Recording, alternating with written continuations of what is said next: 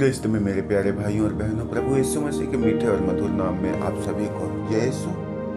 आइए हम लोग आज प्रभु के पवित्र और जीवंत वचन पर मनन चिंतन करते हैं। आज के वचनों में हम लोग देखते हैं पहला पाठ यिर्मयाह नबी का ग्रंथ, उसके अध्याय 7 पद संख्या 23 से 28 तक में बाइबल बतलाती है कि मैंने उन्हें केवल यह आदेश दिया, यदि तुम मेरी बात पर ध्यान दोगे तो मैं तुम्हारा ईश्वर होऊंगा और तुम मेरी प्रजा होगे। यदि तुम मेरे बताए हुए मार्गों पर चलोगे तो तुम्हारा कल्याण होगा। किंतु उन्होंने मेरी बात पर ध्यान नहीं दिया और मेरी आज्ञाओं का पालन नहीं किया। वे अकड़कर बुराई करते रहे और मेरे पास आने की अपेक्षा मुझसे दूर चले गए। तुम उनसे यह कहो, यह वह प्रजा है जो अपने प्रभु ईश्वर की बात नहीं सुनती और शिक्षा ग्रहण करने से इनकार करती है। सच्चाई नहीं रही, वह उनके मुख से चली गई है। क्रिस्त में मेरे प्यारे भाइयों और बहनों, यिर्मयाह नबी के द्वारा प्रभु अपने चुने हुए लोगों को संदेश देते हैं और वह संदेश है, प्रभु ने कहा कि मैंने उन्हें केवल यह आदेश दिया कि यदि तुम मेरी बात पर ध्यान दोगे तो मैं तुम्हारा ईश्वर होऊंगा। प्रभु ने कहा उन्हें इस बात के लिए स्मरण कराओ कि मैंने कहा है यदि तुम मेरी बात पर ध्यान दोगे तो मैं तुम्हारा ईश्वर होऊंगा और तुम मेरी प्रजा होगे, और यदि तुम मेरे बताए हुए मार्गों पर चलोगे तो तुम्हारा कल्याण होगा। मेरे प्यारे भाइयों और बहनों, प्रभु अपने पवित्र वचनों के द्वारा एक एक लोगों को सुसमाचार का संदेश सुनाते हैं। जैसा कि हम सब जानते हैं, सुसमाचार एक एक मनुष्य के लिए एक सुखद संदेश होता है, एक लाभप्रद संदेश होता है।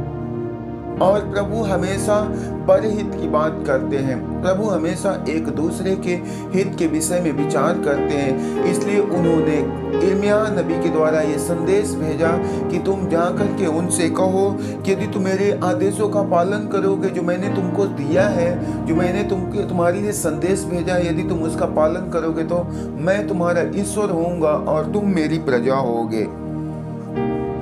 यदि तुम मेरे बताए हुए मार्गों पर चलोगे तो तुम्हारा कल्याण होगा।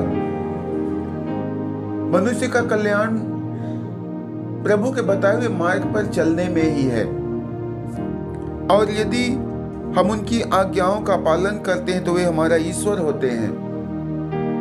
यदि हम उनके बताए मार्ग पर चलते हैं तो इसमें हमारा ही आपका कल्याण है, इसमें हम सब की मुक्ति है। लेकिन बाइबल बतलाती है कि उन्होंने मेरी बात पर ध्यान नहीं दिया और मेरी आज्ञाओं का पालन नहीं किया। वे अकड़कर बुराई करते रहे और मेरे पास आने की अपेक्षा मुझसे दूर चले गए। जब व्यक्ति परमेश्वर के वचन को, उनके शिक्षा को, उनकी आज्ञाओं का पालन नहीं करता है और उनसे दूर होता है तो धर्म ग्रंथ बाइबल बतलाती है कि जहाँ पर प्रभु की उपस्थिति नहीं है वहाँ पर हर प्रकार की विपत्ति और हर प्रकार की समस्याएं हैं। मेरे भाइयों और बहनों, आज व्यक्ति अपने जिंदगी में टूट खा रहा है। वे अपने आप को खोज रहा है, अपने अस्तित्व को ढूंढ रहा है कि मैं कहाँ हूं। अपने लिए प्रेम खोज रहा है, अपने लिए शांति और सुकून खोज रहा है। दुनिया की सारी चीज भरी पड़ी है, लेकिन यदि उसके अंदर में ईश्वर की शांति नहीं है तो उसका सब कुछ होना भी ना होने के बराबर है। इसलिए आज यदि हम अपने जीवन में चाहते हैं कि मेरे पास में ईश्वर की शांति हो, जैसा प्रभु ने जाते समय अपने शिष्यों से कहा था कि मैं जा रहा हूं लेकिन मैं तुम्हारे लिए अपनी शांति छोड़ जाता हूं, परंतु ऐसी शांति नहीं जो संसार या संसार की चीज तुमको देती है, परंतु मैं तुम्हें स्वर्गीय शांति दिए जा रहा हूं। इसका तात्पर्य क्या है? इसका मुख्य कारण क्या है? इस स्वर्गीय शांति है क्या? मेरे प्यारे भाइयों और बहनों, स्वर्गीय शांति जब मनुष्य के जीवन में आता है तो वह भूखा भी रहेगा लेकिन उसको भूख की एहसास ना रहेगी। वह अभाव में रहेगा लेकिन वह प्रभाव का अनुभव करेगा। वे खाली खाली रहेगा लेकिन उसके जीवन में सब कुछ भरा पड़ा रहेगा। उसका कारण उसके जीवन में स्वर्गीय शांति है। लेकिन बाइबल बतलाती है, प्रभु ने कहा कि परंतु उन्होंने, जो मेरी प्रजा है, जिनको मैंने चुना, जिनके जीवन में मैंने अपना अपूर्व कार्य करने के लिए वायदा किया, वही लोग मेरी शिक्षा को नहीं सुनते, मेरी वाणी पर ध्यान नहीं देते, परंतु मुझसे दूर चले जा रहे हैं, वे मुझसे विमुख होते जा रहे हैं।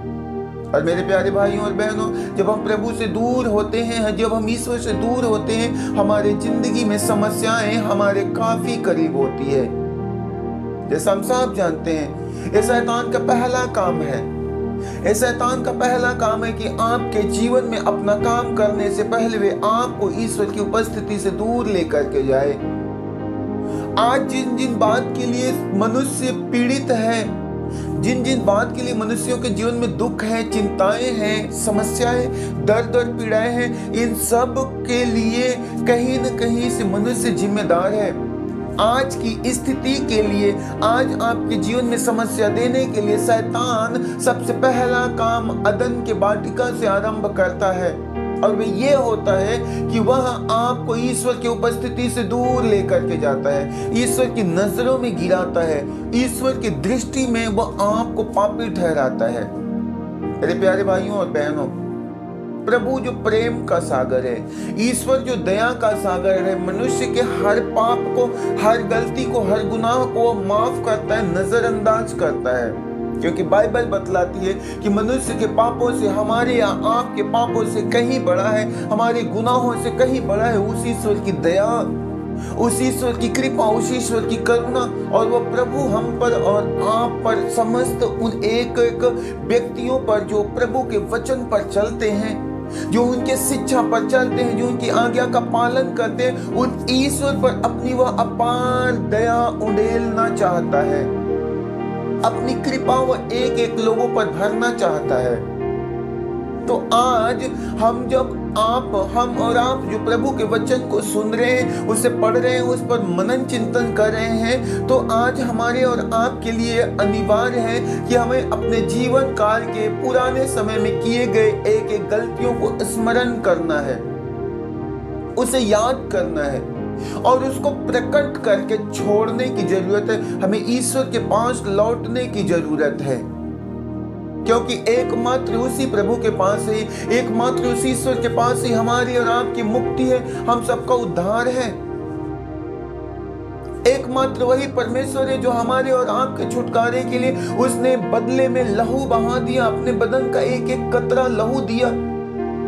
अब आवश्यकता है कि हमें उस लहू में अपने आप को धोने की, उस लहू के सम्मुख अपने आप को ले जाने की, और ये तभी संभव हो सकता है जब हम अपने गलती को मानते हैं, अपने गुनाहों को मानते हैं, अपने अपराधों को मानते हैं।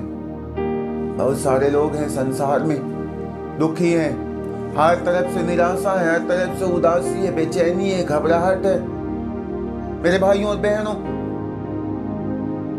आप प्रभु के वचन को सुन रहे हैं, आप अपने स्थिति पर भी मनन चिंतन करना।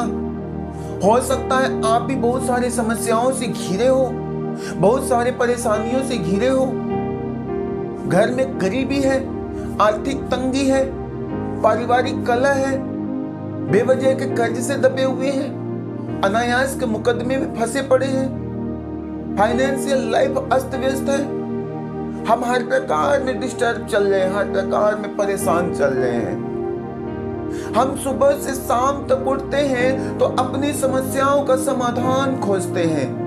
मेरे जिंदगी में ये क्यों है, मेरे परिवार में ये क्यों है, मेरा बेटा या मेरी बेटी मनमाना क्यों है, मैं गरीब क्यों हूं, इतने दिनों से बीमारी लगी है, मैं जो काम करता हूं उसमें असफल हूं। हम सुबह से शाम तक इस बात पर मनन कर लेते हैं, इस बात पर विचार करते हैं, हम इससे निकलने का उपाय ढूंढते हैं। लेकिन मेरे प्यारे भाइयों और बहनों, हम अपने आप में विचार करें, इस घड़ी हम सोचें कि मैं कितना प्रभु के लिए ललायित होता हूँ, मैं कितना अपने जिंदगी से, अपने एक एक सत्कर्मों के द्वारा अपने ईश्वर के कार्यों में सहभागी होता हूँ। मैं कब प्रभु के लिए मनन चिंतन करता हूँ, मैं उस कब प्रभु को, उस ईश्वर को अपने जिंदगी में काम करने देता हूँ।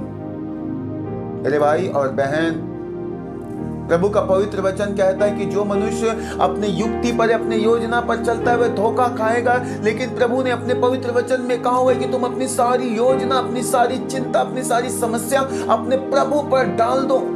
वह प्रभु तेरी सुधि लेगा, वह ईश्वर तेरा ख्याल करेगा। वो पे ऐसा करके तो देखो। प्रभु का वचन कहता है परख कर देखो कि ईश्वर कितना भला है। परख कर देखो कि वह परमेश्वर जिसने माँ के गर्भ में रचने से पहले तुझे चुना है, जिसने तेरे भविष्य के लिए सुंदर और अच्छी योजना बना करके रखा है, उसको परखने की आवश्यकता है, उसको जांचने की जरूरत है। इसलिए आज प्रभु इन वचनों के द्वारा हमें ये सिखाता है कि मनुष्य जिसको मैंने अपने सुसमाचार का संदेश दिया, जिनके भविष्य के कल्याण के लिए मैंने योजना बनाई, वो मनुष्य अपना अपना मार्ग पकड़ करके मेरे रास्ते से भटक गया और वह विनाश की ओर चल पड़ा, विपत्ति के मार्ग में चल पड़ा। आज हमें और आप एक एक लोगों को अपने जिंदगी के गलतियों को मानना है, हमें स्वीकार करना है। प्रभु का वचन कहता है कि यदि आज तू प्रभु के वचन को सुने, यदि तू आज ईश्वर के वचन को सुने, तो अपने हृदय को कठोर मत करना, अपने हृदय को ढीठ मत बनाना। हम लोग देखते हैं हमारे जीवन में कठोरता का परिणाम होता है विनाश। हमारे जिंदगी में एक ढीठ व्यक्ति बनने का, एक अहंकारी या घमंडी बनने का परिणाम है विनाश। लेकिन जब हम नम्र बनते हैं, जब हम विनम्र बनते हैं, हम अपने उस ईश्वर की ओर लौटते हैं, अपने गलती को मानते हैं, उस प्रभु को अपनी जिंदगी में फिर से स्वीकार करते हैं, हमारी सारी बिगड़ी परिस्थिति सुधरती है, हमारे बिगड़े हालात बनते हैं। योना नबी के ग्रंथ में हम लोग देखते हैं कि योना जब ईश्वर की शिक्षा के अनुसार भाग रहा था, उनके वचन से, उनके आज्ञा के पालन से भाग रहा था, तो उसके जिंदगी के लाले पड़ जाते हैं। वह अपने जीवन के लिए तड़पने लगता है, वह विनाश की ओर जाने लगता है, वह मृत्यु की ओर जा रहा है। लेकिन मृत्यु के उस आखिरी पल में जाने पर भी, उस मच्छी के पेट में जाने पर भी उस योना की मति फिरती है, उसका दिमाग खुलता है, उसको चेतना होती है, उसको स्मरण होता है कि मैंने ईश्वर की इच्छा से, उनकी मर्जी के विरुद्ध भाग करके मैंने बड़ा पाप किया है। और प्रभु से प्रार्थना करता है कि मेरे ईश्वर आप मुझे क्षमा करें, आप मुझे माफ करें, मुझे हौसला दें कि मैं आपका कार्य कर सकूं। नतीजा उसे फिर से जिंदगी मिलती है और जिस चीज के लिए वह डर रहा था, जिस चीज के लिए वो भाग रहे हैं, उसी काम को वो बड़े सामर्थ्य के साथ में, बड़े पावर के साथ में करता है। तो आज जब हम लोग अपने प्रभु के पास में अपने गलतियों को मानते, पश्चाताप करते हुए लौटते हैं, परमेश्वर हमारे जिंदगी में खोई हुई सारी आशीष, सारी कृपा मुझे फिर लौटाता है। और परमेश्वर असंभव को संभव करने वाला है। वह प्रभु थके हुए को विश्राम देने वाला है, वह प्रभु बोझ से दबे हुए लोगों को आराम देने वाला है। तो आप अपने जिंदगी में उस ईश्वर की ओर लौटना, और इस समय हम लोग प्रभु के पवित्र वचन पर मनन चिंतन कर रहे हैं, तो अपने आप को, अपने इरादे को पक्का बनाना। मेरे प्यारे भाइयों और बहनों, प्रभु का वचन कहता है कि तुम जब आज प्रभु के वचन को सुनो तो अपने हृदय को कठोर मत करना, इस बात पर विचार करते रहना। तुम आज प्रभु के वचन को सुनो तो अपने हृदय को कठोर मत करना, अपने मन को कठोर मत करना। अभी हमें अपने छाती पीटते हुए, अपने गलतियों को मानते हुए, पश्चाताप करते हुए, आंसू बहाते हुए प्रभु की ओर लौटने की जरूरत है, प्रभु के पास चले आने की जरूरत है। परिस्थितियां कैसी भी हो, मैं बार बार कह रहा हूं, परिस्थितियां कैसी भी हो, ईश्वर से बढ़ के कुछ भी नहीं है। क्या बीमारी प्रभु से बड़ा हो सकता है? क्या गरीबी प्रभु से बड़ा हो सकता है? क्या आर्थिक समस्या प्रभु से बड़ा हो सकता है? मेरे प्यारे भाइयों और बहनों, इस संसार की समस्त सृष्टि की कोई ऐसी चीज नहीं है जो हमारे ईश्वर की बराबरी कर सके, क्योंकि रचना कभी बड़ी नहीं हो सकती, परंतु रचनाकार सर्वोत्तम है, सर्वोच्च है, सबसे महान है। और वह रचनाकार, वह क्रिएटर, वह बनाने वाला हमारा और आपका ईश्वर है, हमारा और आपका परमेश्वर है। इसलिए हम उनकी रचनाओं पर भरोसा, विश्वास न करके, परंतु उस रचना करने वाले अपने प्रभु में विश्वास करते हैं, तो परमेश्वर हमारे कल्याण की सारी बातों को स्मरण करते हैं, हमारे कल्याण में एक एक बात को ध्यान रखते हैं। आज हम लोग देखते हैं प्रभु का वचन, विधि विवरण ग्रंथ उसका अध्याय 28 में प्रभु का वचन कहता है, पुत्र यदि तुम अपने प्रभु ईश्वर की वाणी पर ध्यान दोगे और उन सब आदेशों का पालन करोगे जिन्हें मैं आज तुमको दे रहा हूँ, तो वह तुम्हें पृथ्वी भर के राष्ट्रों से महान बनाएगा। यदि तुम अपने प्रभु ईश्वर की वाणी पर ध्यान दोगे तो ये सब वरदान तुमको मिलेंगे और तुम सदा तुम्हारे साथ देते रहेंगे। नगर में तुम्हारा कल्याण होगा, देहात में तुम्हारा कल्याण होगा, तुम्हारी संतान, तुम्हारी भूमि की उपज, तुम्हारे पशुधन, तुम्हारी गाय भेड़ बकरियों के बच्चों को आशीर्वाद प्राप्त होगा, तुम्हारी टोकरी और आटा गूंथने के पात्र को आशीर्वाद प्राप्त होगा। घर आने पर और घर से बाहर जाने पर दोनों समय तुम्हें आशीर्वाद प्राप्त होगा। क्रिस्त में मेरे प्यारे भाइयों और बहनों, परमेश्वर हमें और आप एक एक लोगों को अपने पवित्र वचन में बताते हैं कि यदि तू मेरे वचन का पालन करे तो इन एक एक बात में तेरा कल्याण होगा, एक एक बात में तेरा कल्याण होगा। जो लोग कहते हैं कि मेरे घर मेरा भंडार खाली पड़ा हुआ, प्रभु कहता है मैं उससे आशीष प्रदान करूंगा। लोग कहते हैं कि मेरा बेटा बिगड़ा है, मेरी बेटी बिगड़ी हुई है, मेरा पति शराबी है, प्रभु कहता है मैं उनके मन को बदलूंगा। लोग कहते हैं कि मेरे बेटा निसंतान है, मेरी बेटी निसंतान है, मैं बड़े दिनों से वैवाहिक जिंदगी जी रही हूँ लेकिन आज भी मेरा कोख सूखी बंजर भूमि के समान में पड़ती अनुपजाऊ पड़ा हुआ है। प्रभु यीशु मसीह अपने पवित्र और जीवंत वचन में कहते हैं कि मैं तेरे देह के फल को भी आशीष प्रदान करूंगा, तेरा देह का फल भी फलवंत होगा। एक एक बात में प्रभु हम सब के कल्याण की बात करता है। एक एक बात में ईश्वर हमारे और आपके कल्याण को स्मरण रखते हुए एक अच्छी और उत्तम योजना बनाता है। प्रभु कहता है कि तू किसी काम के लिए निकलेगा अवश्य सफल होगा, किसी काम को करके आएगा उसमें भी तुझे सफलता मिलेगी। नगर में आते समय और नगर में जाते समय तुम्हें हर बात ईश्वर की आशीष, ईश्वर की कृपा, ईश्वर की महिमा घेरे रहेगी। तो इसलिए आज एक एक विश्वासियों के लिए आवश्यक है कि हम प्रभु के पवित्र और जीवंत वचन पर मनन चिंतन कर सकें, उनके इच्छा के अनुसार जिंदगी जी सकें। हम लोग देखते हैं प्रभु का पवित्र वचन एजेकियल नबी का ग्रंथ उसका अध्याय 18 और पद संख्या 21 से, यदि पापी अपना पुराना पाप में जीवन त्याग कर मेरे सब आज्ञाओं का पालन करता और धार्मिकता तथा न्याय के पथ पर चलने लगता है तो वह अवश्य जीवित रहेगा, मरेगा नहीं। उसके सब पापों को भुला दिया जाएगा और वह धार्मिकता के कारण जीवित रहेगा। प्रभु ईश्वर का यह कहना है, क्या मैं दुष्ट की मृत्यु से प्रसन्न हूँ? क्या मैं यह नहीं चाहता कि वह अपना मार्ग छोड़ दे और जीवित रहे? किंतु यदि भला मनुष्य अपनी धार्मिकता त्याग कर दुष्ट की तरह घृणित कार्य करने लगता है तो क्या वह जीवित रहेगा? उसकी समस्त धार्मिकता को भुला दी जाएगी और वह अपने अधर्म तथा पाप के कारण मर जाएगा। मेरे प्यारे भाइयों और बहनों, प्रभु अपने पवित्र और जीवंत वचन में कहता है कि यदि पापी अपना पुराना पाप में जीवन त्याग कर मेरी सब आज्ञाओं का पालन करता है और धार्मिकता तथा न्याय के पथ पर चलने लगता है तो वह अवश्य जीवित रहेगा। पापी व्यक्ति जब अपने पाप को स्मरण करता है, उसको मानता है और ईश्वर के पास लौटता है और उनके विधियों का पालन करता है और धर्माचरण करता है तो प्रभु का वचन कहता है कि उसके धार्मिकता के कारण वह जीवित रहेगा।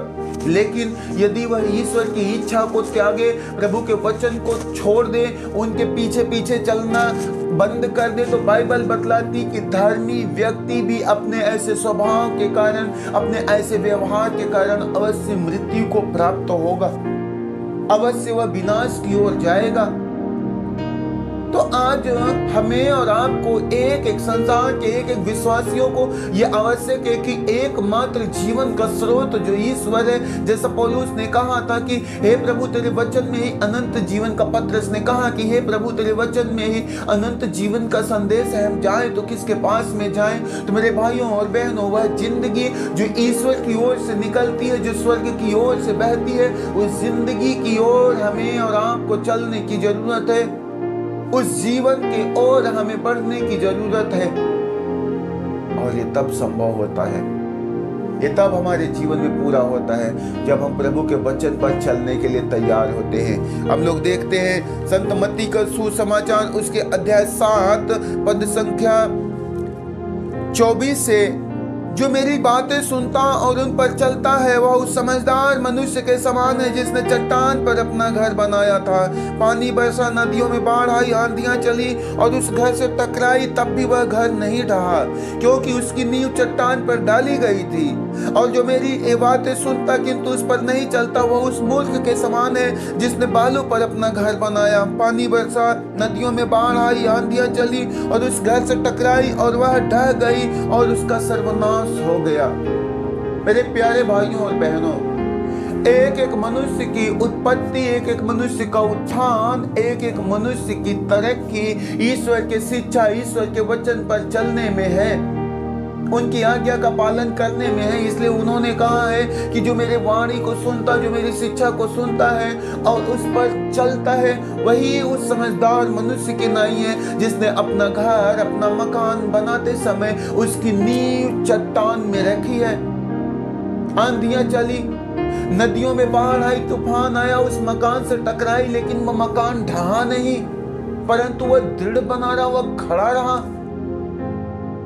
मेरे प्यारे भाइयों और बहनों, प्रभु कहते हैं कि जो मेरे वाणी को सुनता, मेरी शिक्षा को सुनता है, उस पर नहीं चलता है, वह उस मूर्ख के समान है जिसने अपने मकान की नींव रेत में डाली है।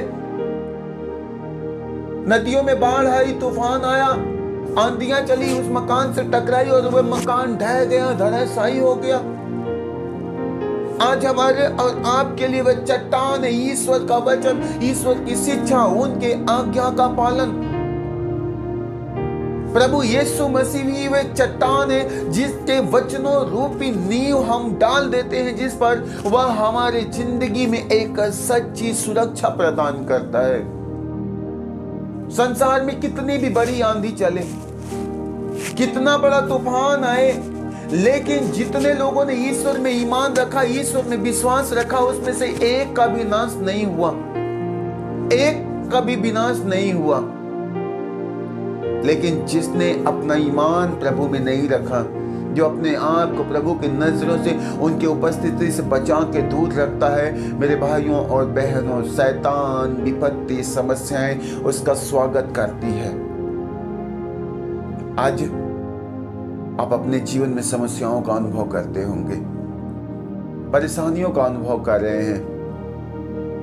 आप इस बात पर मनन करना, इस बात पर विचार करना कि क्या मैंने अपने मकान की नींव, अपने विश्वास रूपी मकान की नींव यीशु जैसे चट्टान पर डाली है। मेरे भाइयों और बहनों, प्रभु का वचन कहता है विश्वास करने वालों के लिए कुछ भी असंभव नहीं है। विश्वास करने वालों के लिए कुछ भी असंभव नहीं है। यदि तुम विश्वास करोगे, ईश्वर की महिमा देखोगे, तो हम देखेंगे कि क्या मेरा विश्वास यीशु पर है, क्या मेरा विश्वास उस ईश्वर पर है जो हमारे लिए सारी भली और उत्तम योजना बनाता है, जो हमारे कल्याण के विषय में विचार करता है, जो हमारे मुक्ति, हमारे उद्धार, हमारे छुटकारे के लिए क्रूस पर कीमत चुकाता है।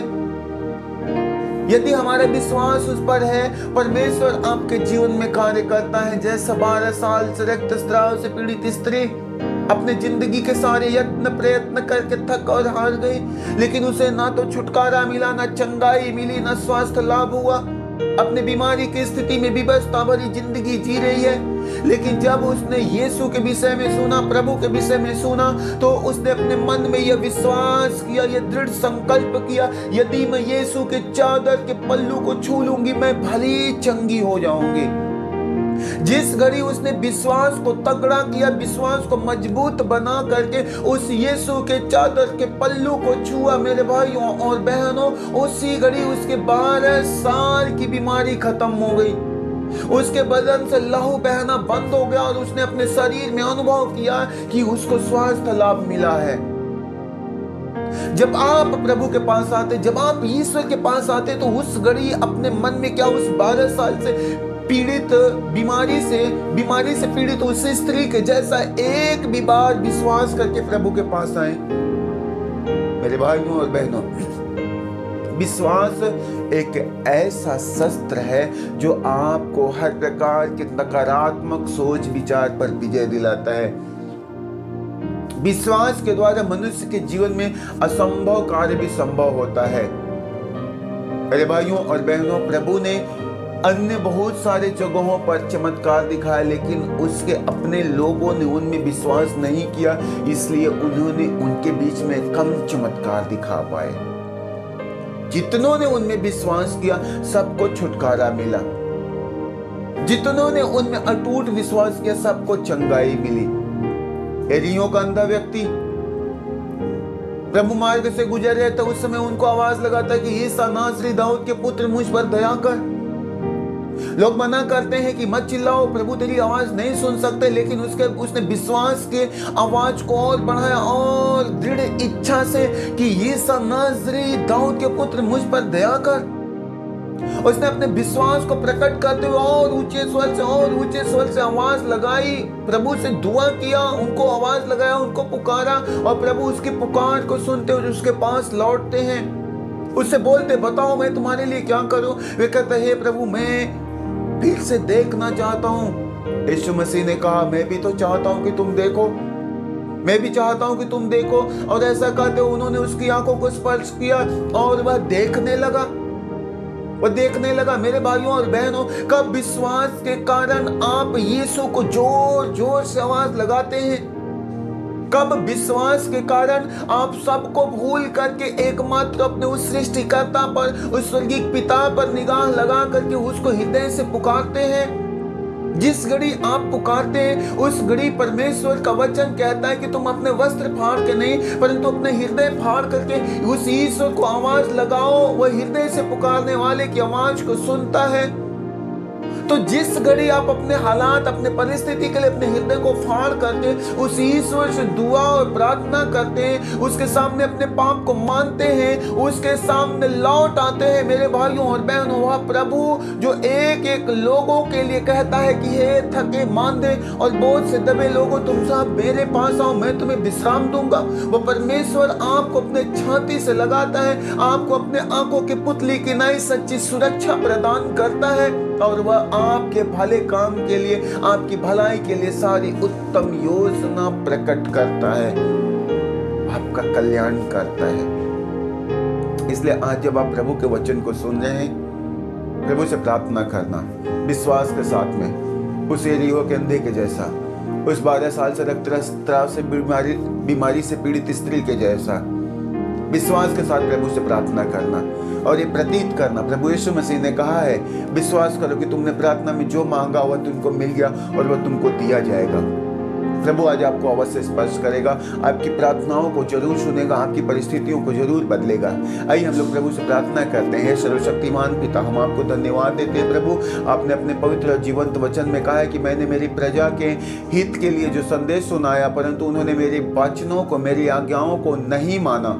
मैंने जिन जिन नबियों के द्वारा अपने मन की बात लोगों के पास तक पहुंचाई परंतु उन्होंने मेरा अनादर किया, उन्होंने मेरे वचन पर न चल के परंतु अपने पाप में जिंदगी में जीवन जीते रहे, विनाश की ओर आगे बढ़ते रहे। ए मेरे ईश्वर, आज ऐसे एक एक भाई बहन जो लोग विनाश की ओर आगे बढ़ गए थे लेकिन आज तेरे पवित्र वचनों को सुनने के बाद वे लोग मन फिरा रहे हैं, तो आपने कहा है कि एक पश्चातापी पापी के लिए स्वर्ग में आनंद मनाया जाएगा। आप ही ने कहा हुआ है प्रभु की जो अपना पाप छुपाता है वह उन्नति नहीं करेगा, लेकिन जो इसको प्रकट करके छोड़ देता उस पर दया की जाएगी। मेरे प्रभु, आज जितने भी लोग तेरे पास अपने पापों को प्रकट करते हुए अपनी छातियां पीटते हुए लौट रहे हैं, मेरे ईश्वर, आज आप उन्हें एक एक लोगों पर अपनी दया, अपनी करुणा उंडेलना मेरे प्रभु। आज उन्हें एक एक घाव पर पट्टी बांधना। अब्बा पिता, आपने अपने वचन में कहा है कि विश्वास करने वाले ईश्वर की महिमा देखेंगे। मेरे प्रभु, आज जितने भी भाई बहन लोग सच्चे हृदय से एकमात्र आप पर, एकमात्र अपने सृष्टिकर्ता, अपने रचनाकार प्रभु पर यदि विश्वास करके लौटते हैं, मेरे प्रभु यीशु, आज उनके विश्वास के द्वारा उनके जिंदगी में महान कार्य होने पाए। हे प्रभु, एक एक विश्वासियों के द्वारा, आज एक एक विश्वासियों के विश्वास के कारण आज उनके जीवन में अद्भुत कार्य और चिन्ह चमत्कार होने पाए। मेरे प्रभु, आप अपनी दया के अनुसार, आप अपने नाम के अनुसार एक एक लोगों पर दया करना प्रभु, एक एक गलतियों, एक एक गुनाहों को माफ करना पिता, परंतु एक एक लोगों पर अपनी अपार दया प्रकट करना। मेरे प्रभु यीशु, आज जितने मेरे भाई बहन अपने पाप से पश्चाताप नहीं कर पा रहे, अपने पाप के दलदल से निकल नहीं पा रहे पिता, आप उन्हें सामर्थ्य देना, आप उन्हें उस पाप से निकलने में उनकी सहायता, उनकी मदद करना, बुरे सोच से उन्हें निकालना प्रभु, बुरे संगति से निकालना अब्बा पिता, बुरे चाल चलन से निकालना, जितनी बुराइयां, जितने पाप उनके जिंदगी में लिप्त है मेरे प्रभु यीशु, आज उन सारे पाप को उनसे दूर करना और अपने पवित्र लहू से छिड़क करके एक एक लोगों को शुद्ध और पवित्र करना है मेरे ईश्वर। आज एक एक के घर में, परिवार में आपकी आशीष, आपकी कृपा नदी के समान में उमड़ती रहे प्रभु। आपकी आशीष पिता हवा के समान में हर किसी पर बहता रहे। आपकी आशीष प्रभु यीशु सूर्य के प्रकाश की नाई एक एक लोगों पर बरसता रहे। हम इस मतलब के लिए प्रेमी पिता हम आपसे प्रार्थना करते हैं, पिता और पुत्र पवित्र आत्मा के नाम में मांगते हैं सब कुछ। यीशु